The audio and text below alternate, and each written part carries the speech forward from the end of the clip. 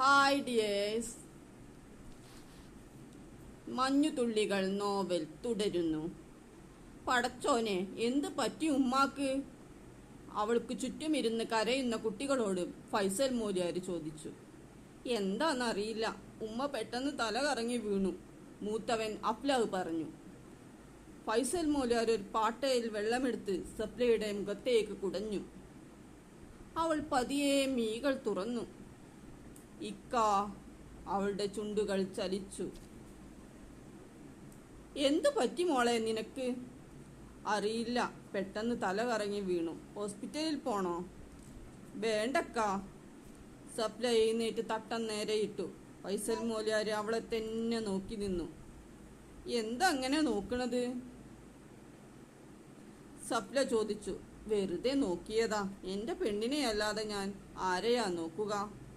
സപ്ല പുഞ്ചിരിച്ചു. ഫൈസൽ മൂല്യാർ അവളുടെ നെറുകയിൽ ഒരു മുത്തം കൊടുത്തു. ഞാൻ അടുക്കളയിൽ പോട്ടെ, നീ ഒരുപാട് ജോലി ബാക്കിയുണ്ട്. ഇന്നിനി ജോലിയൊന്നും ചെയ്യണ്ട, നീ വിശ്രമിക്ക് എന്ന് പറഞ്ഞുകൊണ്ട് ഫൈസൽ മൂല്യാർ അവളെ ബെഡ്റൂമിലേക്ക് കൊണ്ടുപോയി കട്ടിലിൽ കിടത്തി. അവളുടെ തലയിൽ നിന്ന് തട്ടം മാറ്റി മുടിയിൽ തൈകിക്കൊണ്ടിരുന്നു. അപ്പോഴതാ റഹിയാനത്ത് വിളിക്കുന്നു. ഫൈസൽ മൂല്യാർ സപ്ലയെ നോക്കി. ഞാൻ ഇപ്പോൾ വരാം. അയാൾ മുറിയിൽ നിന്ന് പുറത്തേക്ക് ഇറങ്ങി. ഞാൻ അങ്ങോട്ട് പുറപ്പെട്ടിട്ടുണ്ട്. മറുപുറത്ത് റഹിയാനത്തിന്റെ ശബ്ദം. എങ്ങോട്ട്? നിങ്ങളെ വീട്ടിലേക്ക്. ഫൈസൽ മൂല്യാർ ഒന്ന് ഞെട്ടി. ഇങ്ങോട്ടൊന്നും വരണ്ട. വരും, എനിക്ക് നിങ്ങളെ കണ്ടേ പറ്റൂ. തുടരും.